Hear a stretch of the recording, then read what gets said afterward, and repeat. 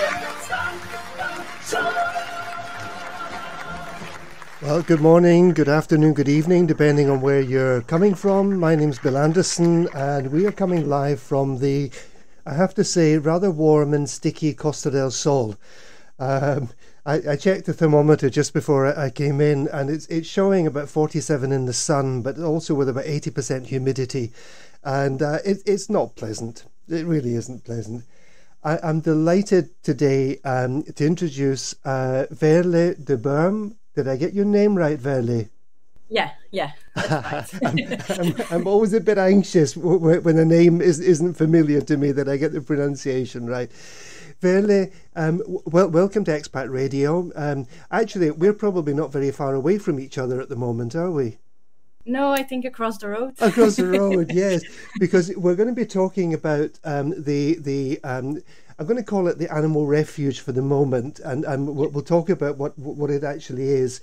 ACE, it's Animal Compassion España, and actually we are neighbours. So that's great. But first of all, Veerle, can you just tell us a little bit about yourself, where you're from, and how you ended up here on the Costa del Sol? Yeah, well, I'm Veerle. I've been living here for about 5 years now, and I'm from Belgium originally. And I ended up here to work with the dogs. Right. I first came here about 12 years ago as a student.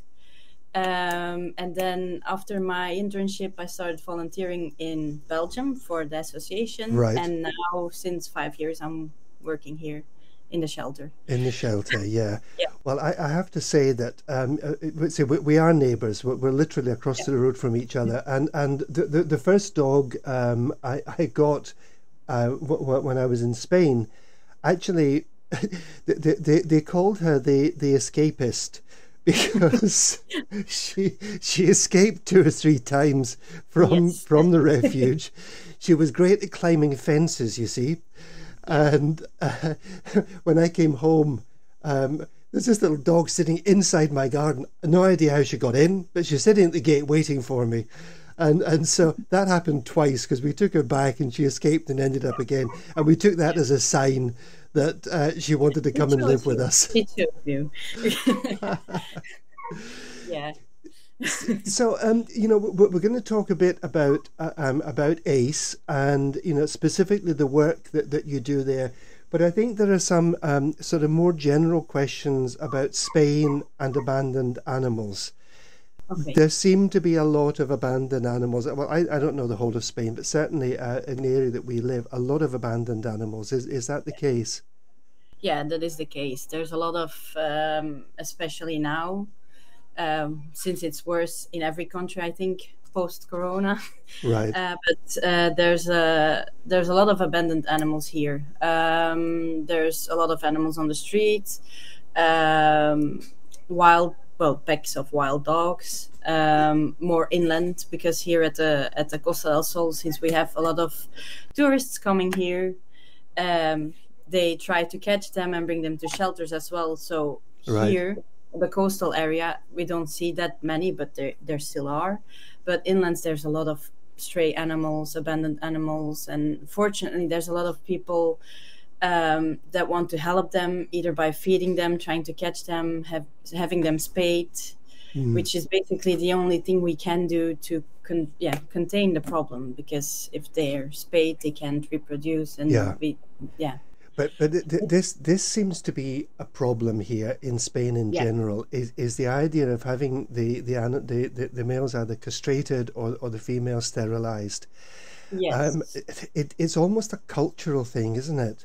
it is part a cultural thing. On the other hand, also the costs, I think, Right. that they think it's too expensive, or they don't see the advantage, or a lot of people think it's very cute having puppies. Well, they're cute in the beginning, but afterwards they become a problem. They need to find new homes, and they want to get rid of them as soon as possible. But if they would have the dogs paid, it would, save them from a lot of problems. It would save a lot of problems. We have 3 dogs at the moment, And well, they've all come to us one way or another. And unfortunately, the little dog that we got from Ace, this was, this must have been about 15 years ago. Unfortunately, she died. But we have another 3 dogs that have sort of ended up with us, and we're quite happy to have them. But the first thing that we did was to have them operated, and you know, it's from a behavioural point of view, for us as much as from a safety point of view. And we really don't. Yes. We don't want the finca absolutely full of full of dogs, you know. And we also have 3 cats, and we've done the same over the years. We probably had about 9 or 10 cats sterilised. But for exactly the same reason, that, you know, we just don't want to be overrun. You know, but we want to kind of be roughly in control of what happens with the animals.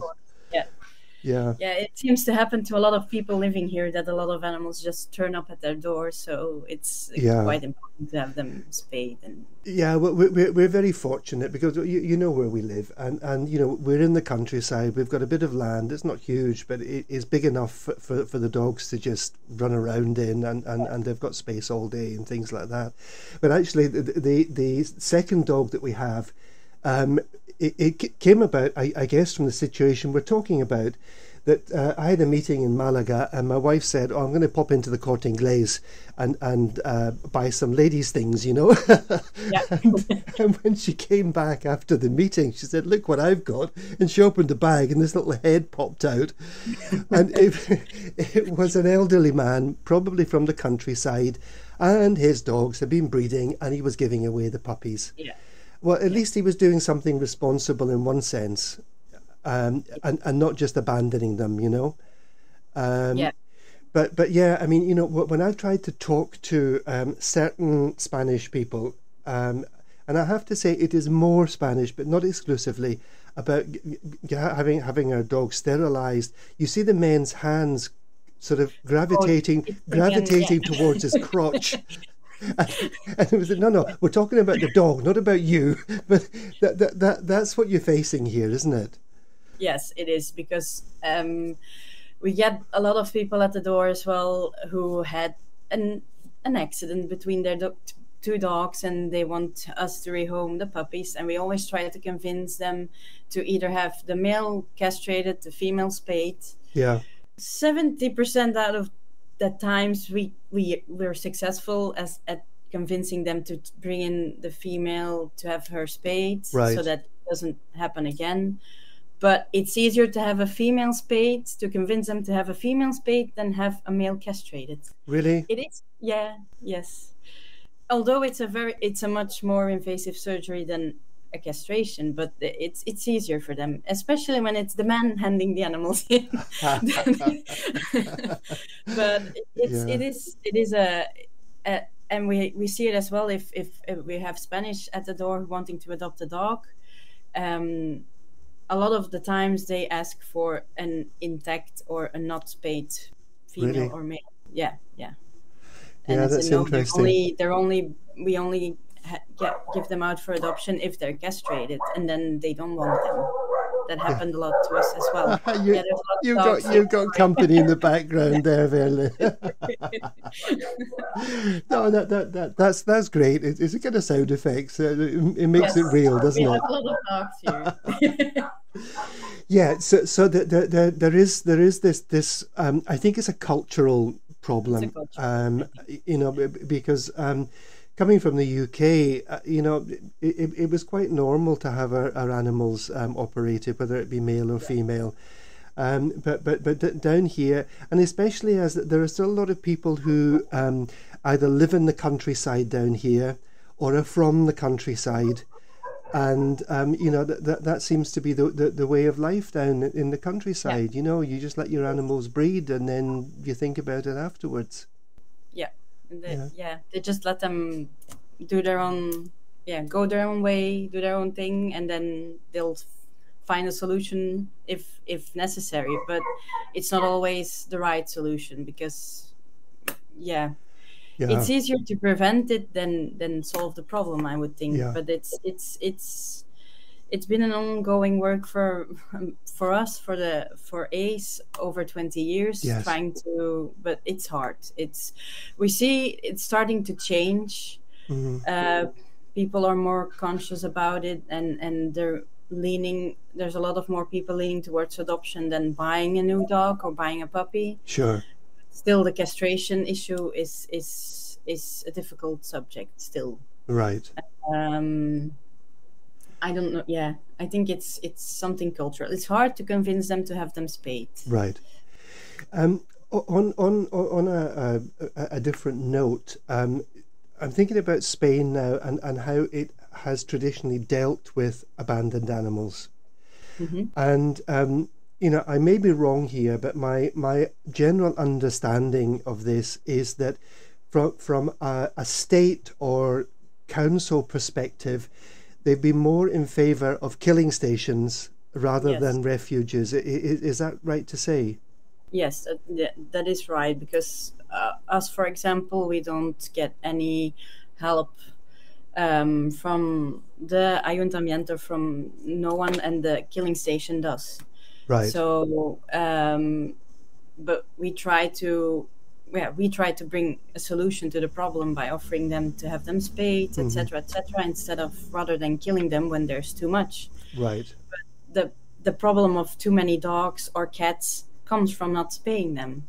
So, yes, it's difficult. It is difficult to survive each month and keeping them healthy and taking care of them, because it's a lot of work, a lot of money, a lot of everything. It's a huge commitment, isn't it? Yeah, it is. It is. And, again, I've been here 20 years and I have seen some changes in what's been happening in the sort of animal welfare field. And by that, I think what I want to say is, there are a few dog refuges around. I think you're by far the biggest that we have here in Mijas. I think so, yeah. I think so. But there are also some cat charities around. Yes. And what I have seen probably in recent years is that there are more Spanish people getting involved with this. It's very nice to see they're getting more involved. There's a lot more movement towards standing up for animal rights, for doing the right thing. It's changed a lot in the last couple of years, in a good way, in a positive way. But there's still a lot of work to do. But slowly we see some changes. Yes. Right. Yeah. But from the most of the animal charities that I know, they've been set up by foreigners. And it doesn't matter where you come from. We're all expats down here. But it's been the foreigners that I think in general have brought this culture of looking after the animals rather than just having them put down. And I guess at ACE you have a lot of foreigners who are involved on a regular basis. Yes, Fabienne Pack, our president, she founded the shelter in 1999, which is almost 21 and a half years ago. Right. She's Belgian as well. She started renting. It was actually a killing station before. She started renting the cages with an agreement that the cages she would rent, those animals weren't killed. Right. So she found good homes for them. But most of our adoptions are in Belgium and Holland as well. And the Spanish adoptions we have a lot of Spanish adoptions as well, but most of them are by foreigners living here in Spain. Right. But we have a big network of volunteers in Belgium and in Holland and here in Spain as well, who will do our home checks to see if the dogs end up in a nice home. Right. Because that's very important to us, that they end up in a good home, that they get what they need, what they deserve as well. So without our volunteers, we would be nothing. But most of them, we have a lot of foreign volunteers. Also now, because of Corona, they couldn't come here to help out. Right. But now, slowly but steady, they're coming back for a week. They give up their holidays, come here to help for a week. They walk the dogs. They help clean the kennels.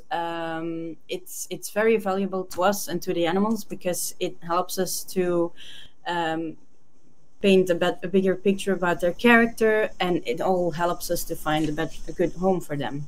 Yeah, and sure. if they come here, they get to know the animals, and everyone who comes here, they have a favorite or a couple of favorites, and it doesn't matter if you have a favorite. It just helps us to find a good home for them because they start sharing their profile on Facebook or on Instagram, and we get a lot more reaction for the dog or for the cat. Sure. And then it helps us to find them a good home. So it's very valuable to us. It's been hard during Corona because we didn't have, there weren't a lot of people allowed to come in the beginning. Right, yeah.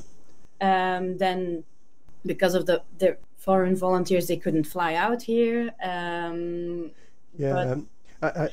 like to. We had a lot of new volunteers coming in. Sure. Because we were short of help. We used to have a lot of students as well, but there's no possibility. It's very uncertain still if they are able to come.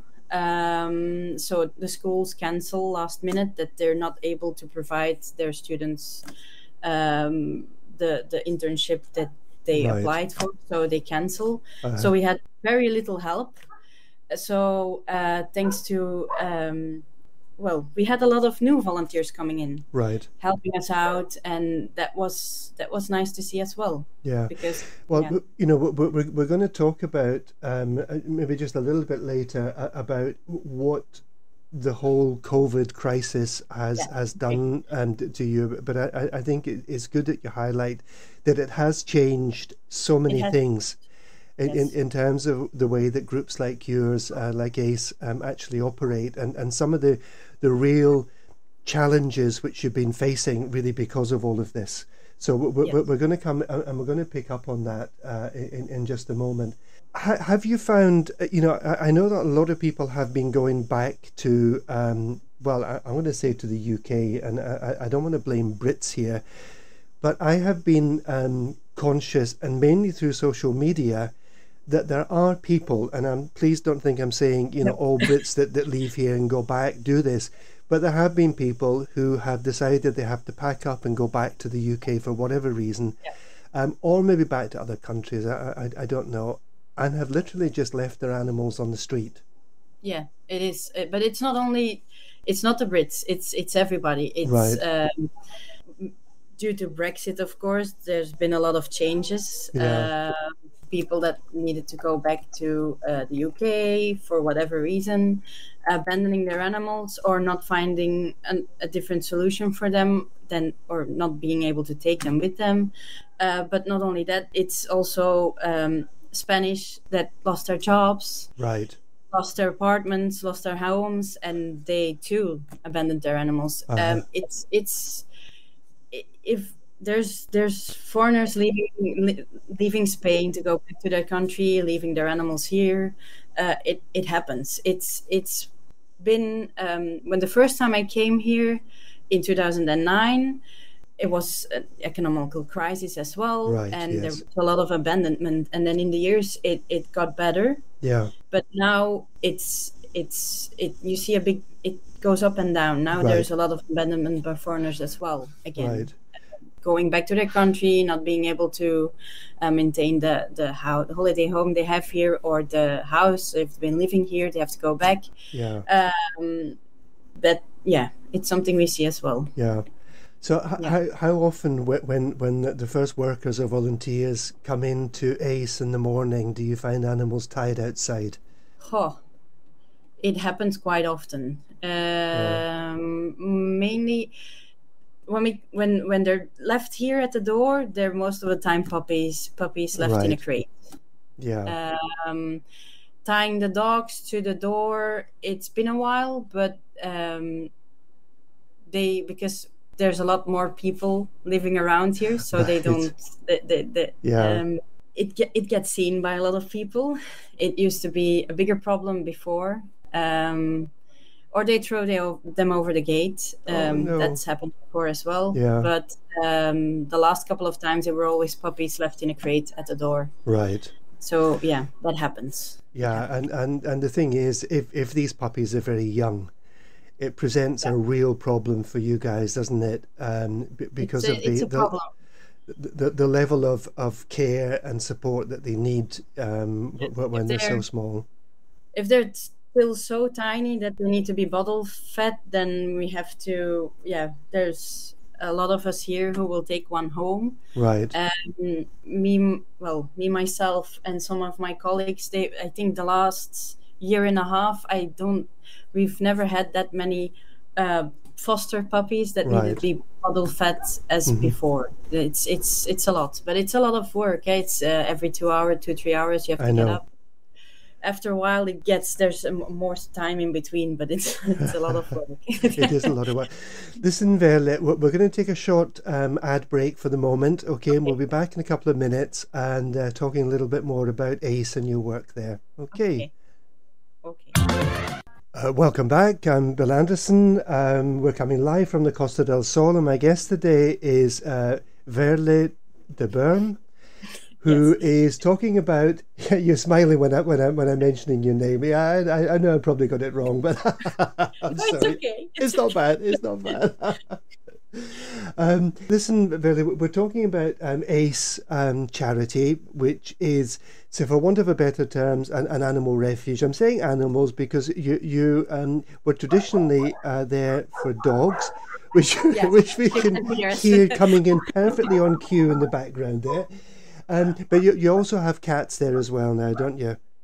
Yes, we have not that many. Well, at the moment we have almost 200 cats, but most of them, since we don't have the installations here in our shelter, most of them are in foster families or in a residence where we rent the cages because we're not equipped to house the cats here. Yeah. We have all dog kennels, so but it's always been a problem, but there's a huge amount of cats being abandoned at the moment as well. Right.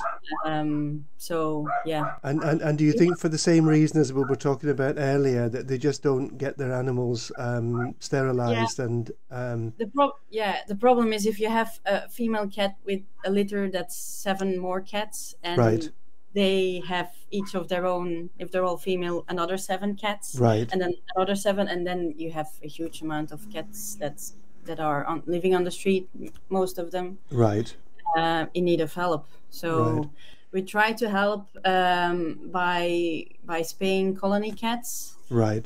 So there's a couple of volunteers that try to catch them, which isn't easy because you have to gain their trust first, and then trap with a trap and catching them, etc. We spay them and we set them back where we got them from, and being maintained, the colonies, and fed and taken care of by the volunteers. But it's necessary work, but it's a lot of work, and they themselves, they see each day new cats joining the colony, so there's people leaving them there. I mean, the idea down here, or idea perhaps in other areas of wildcat colonies may sound, I don't know, a bit third worldish. But actually, if these colonies of cats are in good health, if they have been sterilized, they actually serve a very useful purpose, don't they? They do. Yeah, they do. It's just important to have them controlled, that they're not reproducing, and a lot of people are doing huge efforts to control the problem. It's a pity that they get shouted at a lot by people that want to get rid of the cats, but they're just trying to do a good job and try to avoid that they become a problem to urbanization or the neighborhood. So that's very important. If they're controlled, they're a controlled group, and they can live happily without causing to annoy the people around them. But it's important work, and it needs to be done. Otherwise, And it gets out of control. there is a licensing scheme down here Yes. for feeding the cat. So it's not as if everybody is going out and No, giving no, no. bowls of food to random groups of cats out everywhere. It is a license scheme, so you need to be a registered cat feeder Yeah. Yeah, you in need. order to do Yeah. that, don't you? Yes, you have to. You can apply at Ayuntamiento, and it's not that everybody just puts food out in No.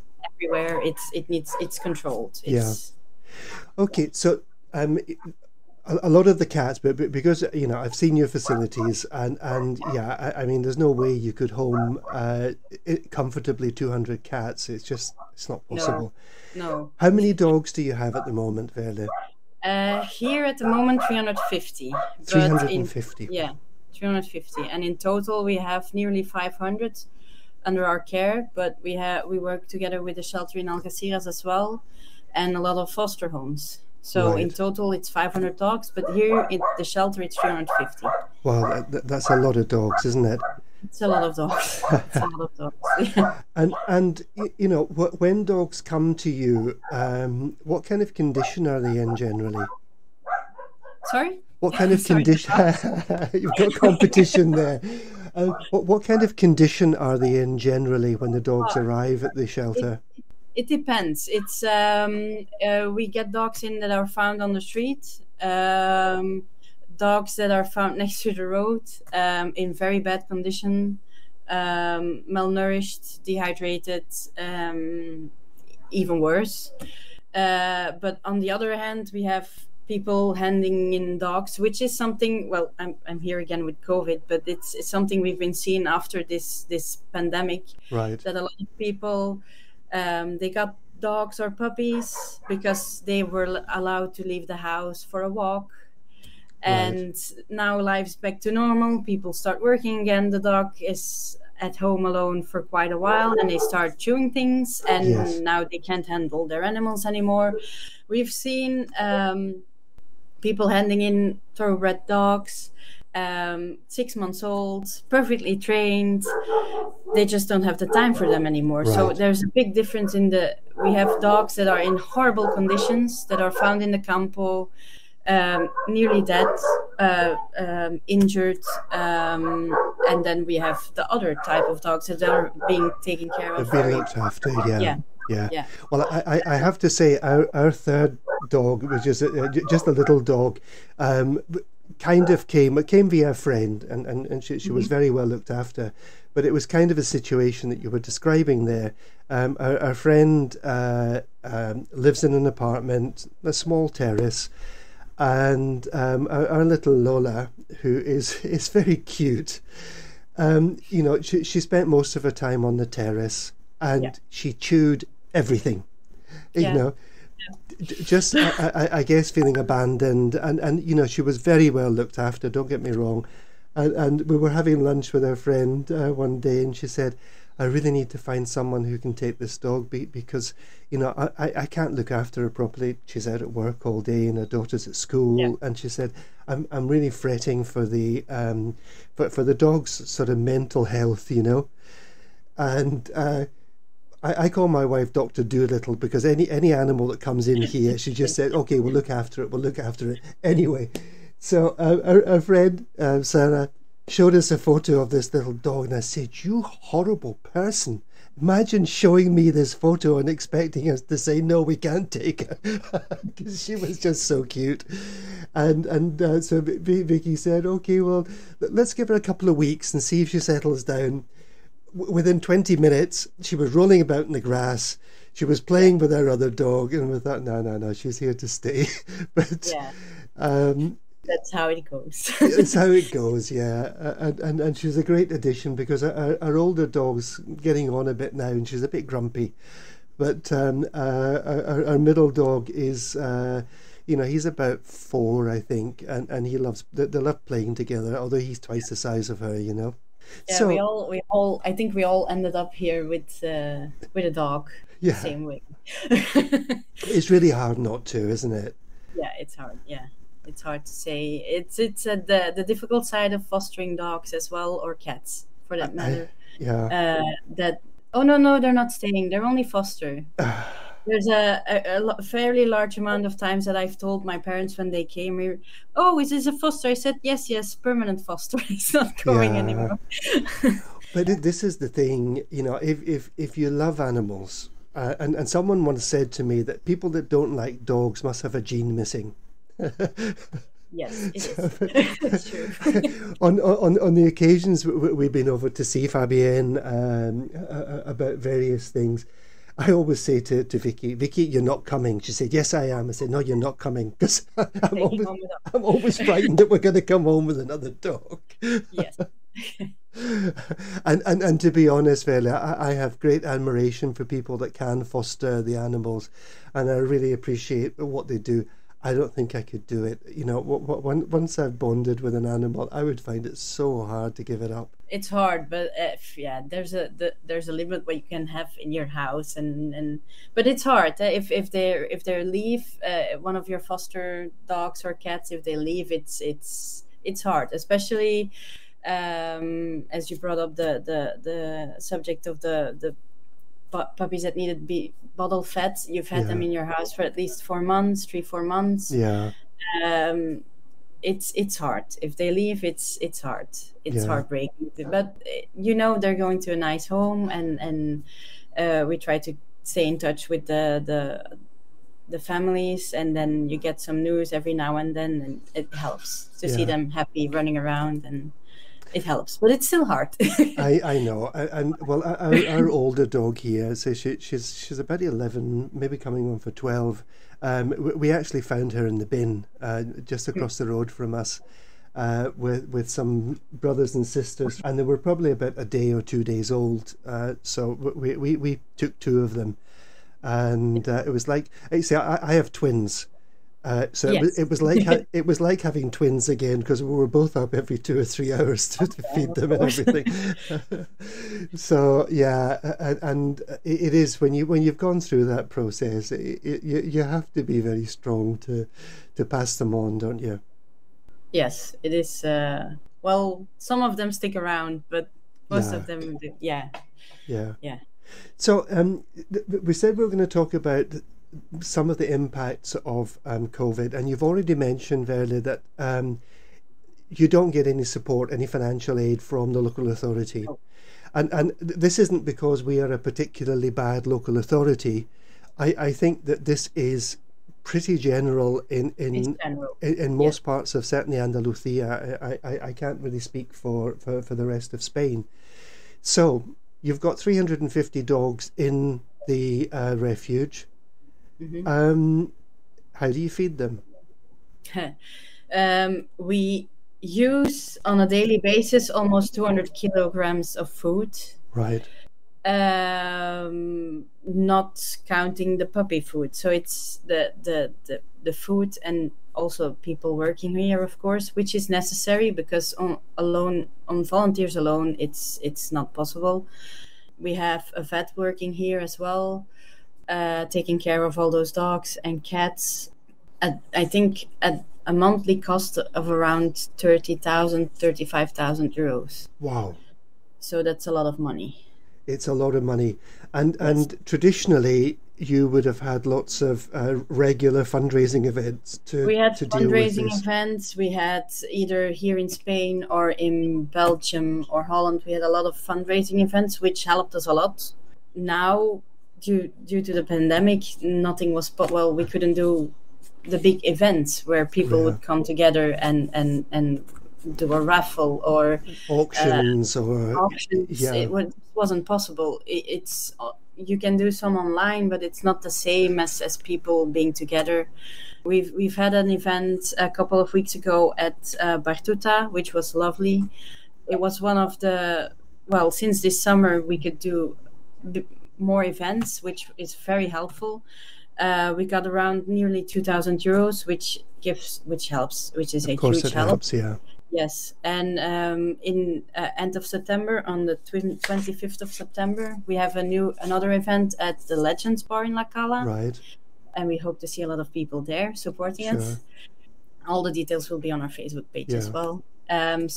But the pandemic has brought us some huge, also not only money wise, but getting the animals to their adopted families, because we have, as I mentioned, we have a lot of adoptions in Belgium and Holland. They were flown there by people visiting us, volunteers, or just people applying. So I'm flying back home. Can we take a dog or a cat home? Yeah.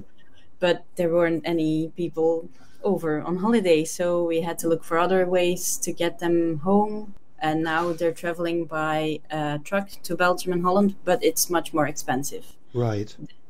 It was. But on the other hand, a lot of airlines have used the pandemic to higher their prices. So it's gotten way much more expensive to fly dogs home.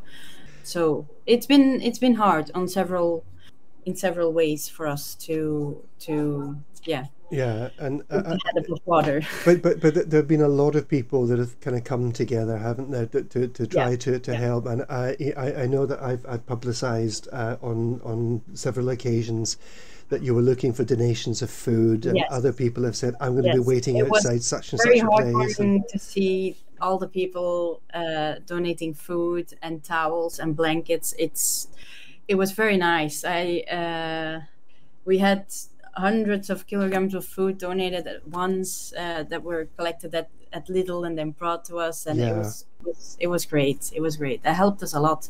If you know that we use 200 kilograms a day, we use up a lot of food each week, and So, but you know, it's brought its own problems, as you say. You know, families losing their jobs, or families going back to work and having taken on an animal that they can't look after. It's caused problems with your fundraising, but you know, it's been good to see the way the community has kind of really supported, and not just yourself. I mean, there are lots of charities out there that have actually had this community support. Yes, I think that was the other side of the pandemic, that there was much more a community feeling, people getting together to help out others, and they really did, because we had a lot of new volunteers coming in as well, right, which helped us a lot. It's been good and bad at the same time for different reasons. But it has to have been a challenge. It has been a challenge, a huge challenge. I remember a number of years ago, and it was good fun. You know, you've got a large parking area outside the refuge, and they used to do car boot sales there on a Sunday, and it was nice just to wander over and have a look around and meet people and chat, and you know, get to know some of the volunteers that were then working in the ACE. And I think we kind of miss this naturalness of these kind of things. Of getting together and talking to people, and that's the best way to meet new people, to meet new volunteers, and that all wasn't possible for quite a long time. So we had the solidarity market here in La Cala, and we have one at the end of the month, 2 nights. So that was also a nice way to talk to people, to get them to know our work and the shelter, and it's been a challenge. It has been. Okay, Veerle, we're going to take another short break, and then we'll come back and have some more conversation about some of the things that you're doing. Okay. Thank you. Welcome back. You are indeed listening to Expat Radio. I'm Bill Anderson. We're coming live from the Costa del Sol, and my guest today is Veerle, who is representing the Animal Care España, which is it's a local charity that looks after animals. Veerle, welcome back. We've been talking a bit about ACE. We've been talking about the sort of culture that we kind of have to deal with sometimes here in Spain, and the very real problems that when I say COVID, it's not really COVID that's caused you the problems. It's been the restrictions that have come along with COVID that have caused a lot of the problems and difficulties and challenges for you, isn't it? Yeah, in terms, and we've spoken about raising money and the difficulty in organizing events and things like that. I'm going to kind of put you on the spot here. Oh. No, there has been some movement and I think it's fairly recent years in Spain about animal rights. There are special lawyers groups now specializing in animal rights. Yes. Has this impacted, do you think, positively on some of the things that are happening round about here? I think in a way it does, because there's a lot more people, a lot more awareness, a lot more people that start to understand the difference between the killing station and the shelter. Right. Because it's a lot of not knowing what it. Well, there's a lot of people coming here wanting to leave an animal that they either found or that they can't have themselves Right. for much more time. They prefer to come to us because they don't want it to be killed. There's a lot of change in that area. Also, we try to save as much dogs and cats as we can from the killing stations so that they don't get killed. Mm. Also, that is a consequence of people that are volunteering at the killing stations, trying to help shelters or associations who rescue animals to get them out as much as they can so that they don't get killed and they get a fair Right. chance of surviving and finding a good home. So there's a huge difference, and there's also you can see a lot more people, if animals are being treated bad, that they want consequences, that they're not just taking the dog away and the people mistreating them or abusing Right. them can just get a new dog or new and Sure. start all over. So there's a lot more change going on in that area, as well as people trying to help the animals in every way they can. Not just Do you think that animals are reasonably or well protected under Spanish law as it stands at the moment, or do you think that there are still some? there's always room for improvement. Always. Right. Okay. But, That was a very diplomatic way of putting it. yes, but it's changed a lot. It's going the right way, but there's still a lot of things that need to be done. Basically, if an animal is protected from the sun and has food and water, it has a good home. But Yeah. that's too simplistic way to put it. Right. That would mean that a dog that is left on a terrace all day long in full sun, but there's a small patch of shade, nobody's walking the dog, it's just sitting there, that would be a good home. But that's not the case. Right. You need to provide to their basic necessities to Yeah.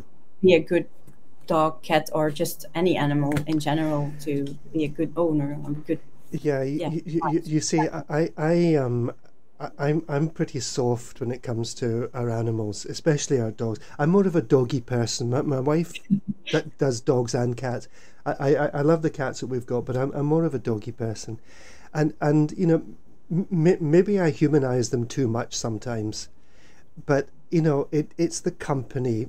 You know, I talk to my dogs. Yes. and and sometimes I think they understand what I'm saying to them, you know. Yeah. But it is this the kind of it's not just about having the physical needs met, is it? They have emotional needs as well. And Yes. do you think that's the area that we haven't quite got to yet in Spain? Yes, I think so. And also, but this is not only Spain; it's in general. But you need to find and look for a dog that suits your life. Yeah. If you're not an active person, we would never advise you to get a border collie, because he will be unhappy and you will get frustrated. Yeah. You have to provide them with the life that they need, and if you prefer to walk a dog half an hour a day and nothing more, then I would suggest a calmer temperament and not a working dog. Right. If you live in an apartment, don't get don't get a machine of 50, 60 kilogram because it won't fit. But it's in that area there's a lot of improvement as well. It's not just giving them a house and food, it's just giving them a good home that's important. Yeah, because they do need to feel. It's all right. We'll just say that we put some sound effects in there for sort of good measure, you know. No, it's. I mean, we become their family, don't we? Yeah. And they dogs are not fundamentally solitary animals. Yeah, it's not just they're a part of your family. You need to take care of them in such a way. They depend on us. Yeah. So we need to take care of them as they need. They need to be provided in their own. And on that area, there's a lot of improvement needed. But there's nothing. Law only states things that can be measured, can be seen, like water, food, and shelter. Yeah. But there's a lot more things that need to be taken into consideration. Sure, and you know, for example, exercise. You've already mentioned that. Yeah. Exercise. I mean, we don't really take our dogs out very much. I have to be honest. But they've got 2,500 square meters that they run around. They're having fun underneath the desk. Underneath your desk.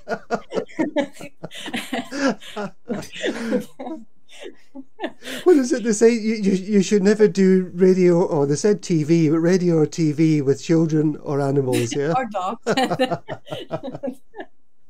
All right, I've got one who's sound asleep behind me on the sofa. So they were here, but now they're awake. It must be getting near to lunchtime or something, is it? Yeah. So, Veerle, what would you like to see happen in Spain that would kind of protect in some way the work that you're doing, or recognise the kind of work that you're doing? What kind of changes would you like to see? Well, to begin with, it would be nice to have some help from the government, from the local authorities. Yeah, local authorities. It would be nice to have some support from them. In whatever way they can for us, especially promoting adoption, right? And in a lot more awareness towards people, that they realize that if you adopt an animal, or if you have a cat or a dog at home, that you just don't get it because you feel like it now. You have them for 10, 12, 13 years, and you have a responsibility towards them to take care of them as good as they deserve, and you can as well. Yeah. Well, you need to take them to the vet. You need to provide them with their walks or their activity. If you have a big garden, they can run around, and it's something. But I would like to see some change. Yeah, we would like to see some changes in that area, and some more help, some more awareness towards what's going on here with animals in general, that they're often neglected and abandoned, abused, and they deserve much better than that. Yeah. Veerle, our time is almost up. Yes. It goes in quickly, doesn't it? Listen, I want to thank you for joining me today. I hope people have found this interesting. The work that you're doing is phenomenal. It's hard work. It's a constant hard job. But I know that so many people appreciate the work that ACE is doing, and I would have to say, and the other charities that are around that are helping to look after animals. You're doing a fantastic job, and let's hope with time things will continue, as you say, in the right direction. In terms of making things better for animals and protecting them a little bit more. But thank you so much. I'm sorry Fabienne couldn't be with you also today, so you need to pass on my regards to her. Will do, of course. And we'll create this as a podcast now. We'll put a couple of links to your Facebook page, and you have a website as well, yes? Yes. For anyone who's interested. Veerle, thank you so much, and thank you for all that you do. Thank you and for having us. have a lovely weekend. Thank you for listening in, everyone. I've enjoyed my chat with Veerle today, and I hope you found it interesting. Have a great weekend, and we'll be back next Friday at 1:00. Many thanks. Thank you, Veerle. Thank you. Bye. Broadcasting around the world. Expat Radio.